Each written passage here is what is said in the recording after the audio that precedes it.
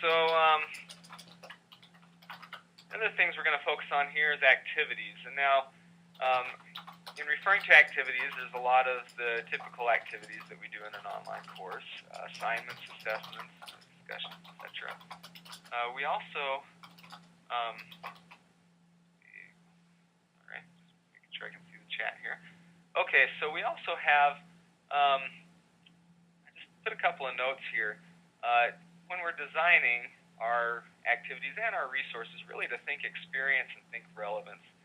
You know, there's been some good thinkers in adult learning theory, which is, you know, really what we deal in here at a university at least, who you know, really point out the importance of relevance and of how students learn better when an activity or a learning experience is relevant, and how they also tend to learn better when it puts them through some sort of a real experience. Now, an experience can be watching a lecture, but an experience can also be having an opportunity to be able to discuss, having an opportunity to collaborate, having an opportunity to actually practice.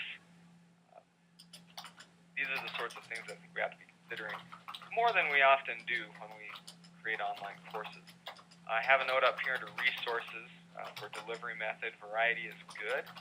I have a note down here to some of the work by Richard Mayer and some of the multimedia guys who point out some of the benefits of multimedia learning. And I'm also going to be pointing out some student feedback later on that kind of points to that. And then scaffolding, of course, is absolutely critical in an online course for students to be able to succeed. Okay, so I'm going to switch gears again here and show more examples of courses running in Canvas currently here. Okay, so here's another economics course. This is a course that I think has done a nice job setting up an activity where students can participate in a fully online course in a very collaborative experience similar to one that they might experience in the classroom. So in this class, they are given a series of case studies that are actually real disputes happening at the World Trade Organization. And they're grouped, they're put into groups where they basically all, either take the side of a complainant or of a respondent to a complaint in this particular case. So students are first asked to go and write their own argument on behalf of their side, just themselves, which they're going to turn into the teacher, and then that's going to be graded. But then once that activity is done, that individual research paper, then they turn around and then they group up. And in the face-to-face class they do this. They get in groups and they have to kind of combine their ideas together and then present their arguments in kind of a mock dispute case, whatever, in front of the class. And then at the end, the class votes on who they're going to decide in favor of, or whether they're going to go for kind of a compromise. So in Canvas, we have this a built-in wiki that basically is part of the system, and you can take a page that's a content page, and you can actually make it editable by students. And so it's really collaboration is built in throughout. And so what we've done here is we've taken basically this idea and put it into an online format, so students can go in, and I'm not sure they've actually gotten to this activity yet, but they can go in and they can start to work together in building out their arguments from their paper. And the nice thing is that this keeps a page history, so the teacher can go in and track who's done what, and students can see who's made what changes and how this has progressed. And then this is available and visible to the whole class. And then at the end, students can come through. They need to come through and read each of the complaints and each of the responses, and read all of the arguments, and then they're directed into the quizzes where there's a dispute vote, so they can come in and they can vote, take a survey, so they receive points just by coming in and doing this, but they can say, you know, I vote in favor of the respondent, in favor of the complainant, or for a compromise, and then they can type in their justification. I think this is a great example of the sort of activity that's possible in an online course using just some of the tools that are here available in the LMS. But there's also some other great examples. Here's another course.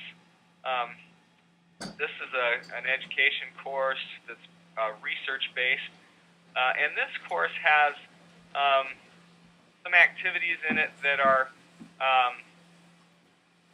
this course I think does a good job at kind of scaffolding students through a learning experience. So first of all, these students start out with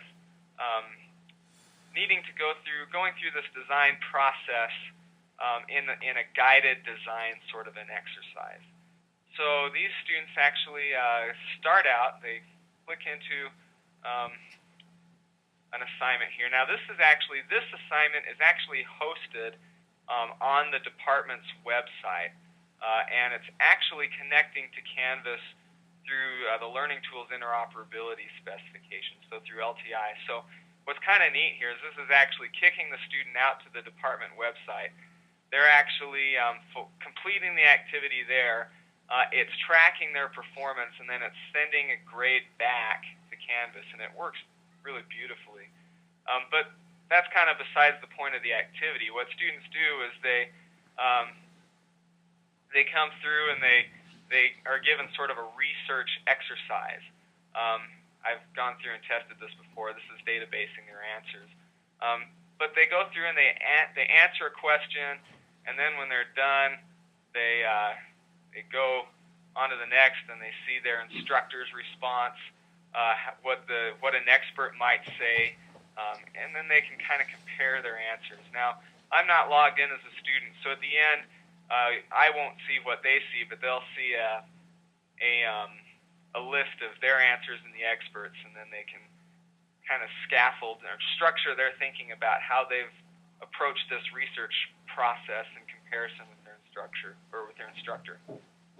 There's some media there to introduce it and everything as well. And then at the end of this exercise, then they come in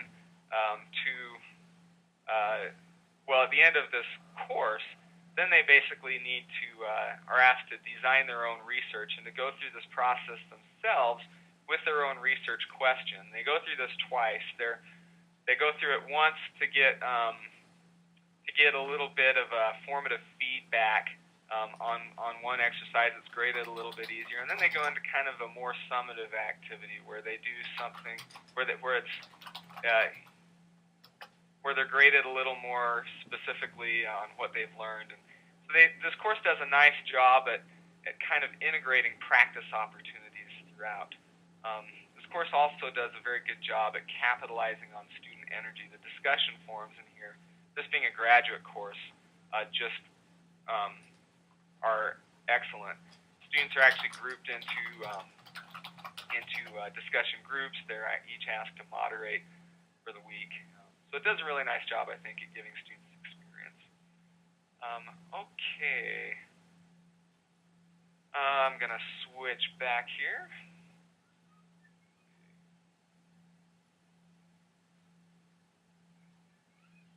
Okay. Move on. Here's a little diagram that colleague George Jekyll put together here, kind of showing how these might relate to the objectives, activities, and resources. I'm going to bring up another 5 smart things, another fabulous 5, as we talk about designing and considering resources and content. This is worth noting. Dave Merrill, who's an instructional technologist, instructional technology professor. Now I think he's out in Florida or the University of Hawaii or whatever. Used to be here at Utah State. Has spent a lot of time identifying through all of the different instructional models and things that exist out there what the core principles of good instruction entail. And he's narrowed it down to to these 5 things, basically saying that students will learn better when instruction meets these conditions, when it's problem or task-centered, when it activates students' prior knowledge, when it demonstrates what they're supposed to be performing, gives them an opportunity to be able to apply it, and then integrates it with what they've learned already. I could go on. I mean, we could do an entire session on this. People have. People written books about this, devoted their careers to this. But I bring it up. Check it out. It's some good stuff. Here's another one that I think is useful. This was Byron Burnham, who was one of our graduate deans here. Put together a nice table comparing Gagne's learning outcomes, which you may have heard of. Gagne said there are 5 different kinds of Robert Gagne back, I think, started out in the 50s, 60s, up to the 80s. Basically said that you could put learning into these 5 different outcome areas of verbal information, intellectual skills, cognitive strategies, attitude change, motor skills. And, really, I think this is a good way to think about learning design. Our Byron Burnham here, who I took this from, did a nice job here at putting together how you might consider your techniques, your teaching techniques for each one of these different types of outcomes, and how you might, for verbal information, put more focus on panels and debates, or for intellectual skills, more on demonstrations. So I think this is kind of a cool way of also thinking through your course design. Okay, I'm not going to spend a lot of time on here because time's of the essence, but common activities, these are all things you can choose from. Less common but doable, even online. Field trips and events, service learning. The education course that I was showing actually has a service learning component where students are actually given an option to go and actually do service in their community and have it relate to basically to what, in some cases it's somewhat loosely related, but gives them an opportunity to be able to go out and give service in their community. It's kind of a neat exercise. Student-developed instruction quizzes. Down here, at the bottom, I put think mastery, think failure. Maybe it goes without saying, but one of the things that when I've spoken to teachers sometimes who have come in and said to me, Neil, I don't get it. Students are getting to the final paper. How can I get them to read the syllabus better? How can I get them to read the assignment instructions better? They're turning in papers that just don't even come close to meeting what I'm looking for, and they're failing the class because they're failing these papers. Or I'm giving them these projects and they're just not getting it. What's going on? And really what it comes down to sometimes is, well, are you giving them opportunities to fail before it's final, before it's, the big critical moment? Really, learning in a lot of ways is an iterative, recursive process. And oftentimes I think we do our students a disservice if we don't give them opportunities early on to practice and to get it wrong. It's kind of like the other day when I took my Boy Scouts that I work with we went to the ice skating rink, and we were learning how to ice skate. There were kids who were hanging on the wall at the start and falling down and things, and then by the end, they were getting out in the middle, and they were doing little spins and things like that, and because they had that opportunity to start small and master it and have opportunities to sort of just get a feel for trial and error and things. Okay, so a good example. I want to focus as much as possible here on examples. Here we have this is a nutrition course. And this particular course has set up opportunities. They have kind of these final exams, and they set up opportunities before the exam to be able to have students go in and take quizzes. And they have unlimited attempts at these quizzes. So they've actually put some time and effort into trying to see whether no-pressure quizzes make a difference, an opportunity for students to be able to basically choose their own destiny, take a quiz as many times as they want until they get the grade that they're happy with. And they've actually done some studying to see how this actually affects student performance. The fascinating thing about this that I saw yesterday when asking if they had some numbers. Well, for one, students really liked that. They listed for both the RCDE here represents their online course, the on-campus, OC represents on-campus. They really liked, this was one of they considered these quizzes to be the number one most effective, most helpful thing for them in this course. Really, in general, seemed to perform, those students who took advantage of being able to go in and retake these quizzes actually, performed better on their final exams, which makes sense because they're exposed to the questions more. It's kind of like, if you're going to take the GRE or the LSAT or whatever, if you do practice quizzes more often, you'll do better. Same idea here. What was interesting is that the results of this course showed that students with about 3 attempts performed the best. When they took it 4 or more times, there's actually a reduction in the score on the final assessment. I don't know what to make of that. I honestly think that kind of brings up an interesting question, but it seems like 3 times was the charm. So mastery is an interesting concept to explore. Okay. Resources. Don't forget accessibility. So, as you're gathering your resources, one of the things that we're certainly coming to grips with here, I think, as are all campuses, is the idea of trying to make sure that we're as accessible as possible to all students. And accessibility is good for everybody. It's not really just good for the people who have some sort of a disability of some kind. It's actually good for everybody. The example that I'd like to show here, I'm going to switch back to the course, is this course here in audiology. This course uses this is by Heather Jensen over in the Communicative Disorders Department. She has taken each of her lectures and she's made the effort to try to make this accessible in as many ways as possible. So she has a downloadable MP4 and MP3 that students can take with them. She has slides, and she has a transcript. She's made a transcript for everything. And students they watch what we found is that students say they're watching the video, reading the transcript as they're watching it, they're making notes, taking the slides, they're taking this thing along with them on their iPods, and they're listening to them on the bus or watching them on their iPhones. And students, she just gets awesome teacher evaluations from students just because she's made this so accessible. And I don't really think she has anybody in her course who has, a visual or an auditory disability necessarily. But if she does, she's ready to go. Just a plug for accessibility there.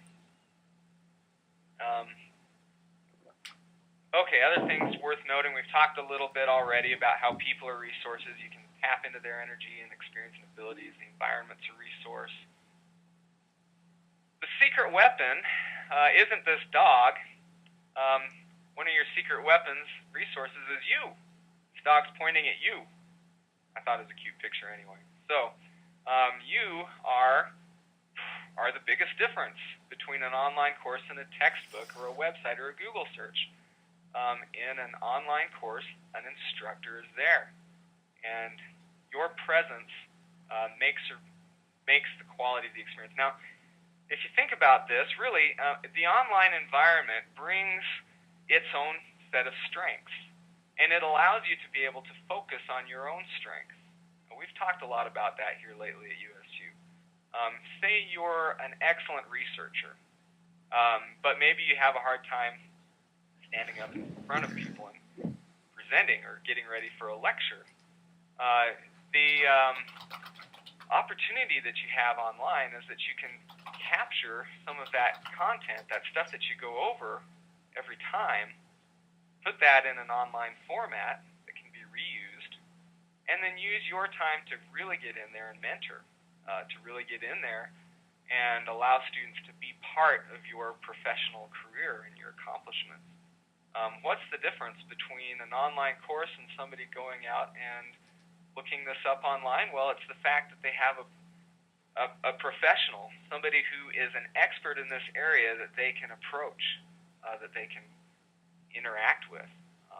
And that's really been one of the focus areas that we've appreciated with Canvas here, is that it's built in, it's tried to make that easy with video chat, conferences, and notifications, things like that. So it's one of those areas that I think has a lot of promise in online, and as we get further and further into the 21st century and into these collaborative technologies, online really can become a fantastic learning environment.